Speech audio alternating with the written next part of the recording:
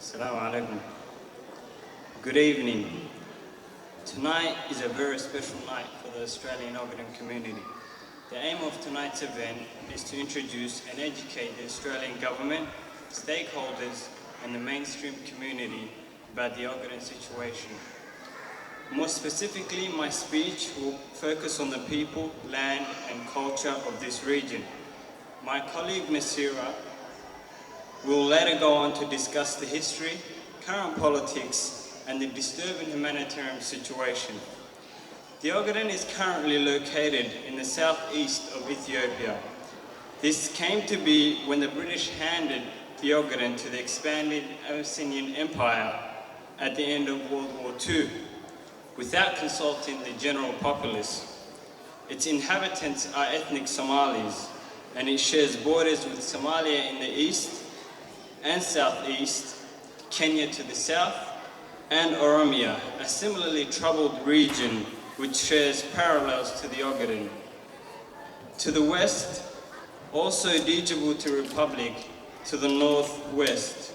It is 390,000 square kilometers with an estimated population of 5 to 6 million.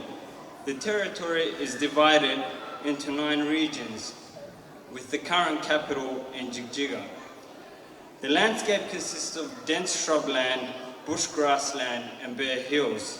Furthermore, it also boasts mountainous and desert terrain, where experts have indicated the huge potential of gas and oil reserves, as well as other mineral resources. The Ogaden also has various rivers, the most important being the Shabelle and Juba rivers, which support farming. The Ogaden flag was established in 1984 with specific colors to represent the struggle and aspirations of the Ogaden nation. The Ogaden community uses this flag as representative of their land and people, with green representing the fertility and richness of the land. Blue with the white star in the center stands for the dignity, integrity and unity of the Somali people. Red symbolizes the continuity of the struggle for self-determination and freedom. The Ogaden Somalis are well-known nomads around the region. They also have many important farming communities. The Ogaden Somali nomads live in hot, semi-desert regions herding camels, goats and sheep. They migrate seasonally in search of water and grazing land. Maize and sorghum are grown in farming regions along the Juba and Shabelle rivers and in the highlands. Farming is an important sector in the Ogaden. Farmers also keep goats, sheep, chickens and donkeys and camels for transport. There is an urban presence in the Ogaden. There are several towns in the Ogaden ranging from a few hundred to the many thousands. The nomadic nature of the region, low development and the occupation of many cities by Ethiopian defense forces have kept many away from urban areas, as they risk detention or even death. Towns are chiefly marketed, trading animals, food crops, and household items. Somali culture offers various foods with many influences from around the world. The Somalis in the Ogaden enjoy a variety of meat dishes from the many livestock they own, especially camels. They also enjoy the richness of camel milk, which is believed to contain many nutrients. Some of these dishes and many more will be available tonight to enjoy, hopefully.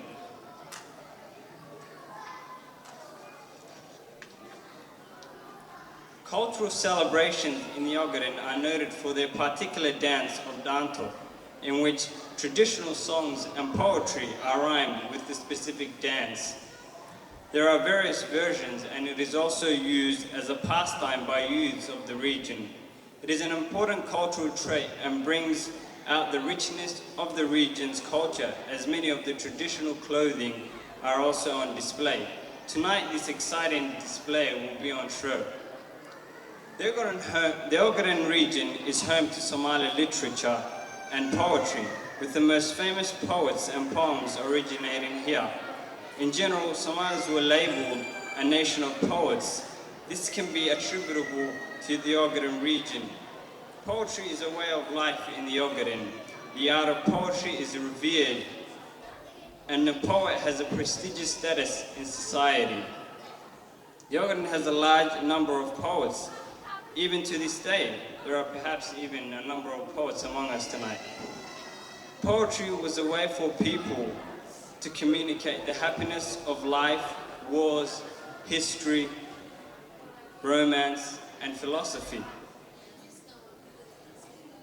Poems were chanted almost daily every evening after the day's work had been done in large gatherings.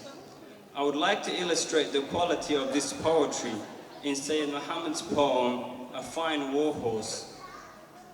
Sayyid Muhammad is considered the Shakespeare of Somali literature and the George Washington of Somali nationalism. He led anti-colonist campaigns against British, Italian, and Ethiopian imperialism. The sample poem is detailed. The horse is infinitely dearer to me than any other stock, and I cherish him as dearly as the parents that created me, and as a beloved brother. And if I don't see him for a brief season, I am smitten with an anxiety of longing, and come close to dying from a nagging fear. Is he not my very heart? Today, the importance of poetry continues to be respected, with many poems dedicated to the liberation of the Ogaden. One popular poetic song titled Ahmed Gurey Mau'iman Magabla min Derwishki Kenyadu Madalana. Ahmed Gurey has never died, the dervish has never lost, the horse is not retired.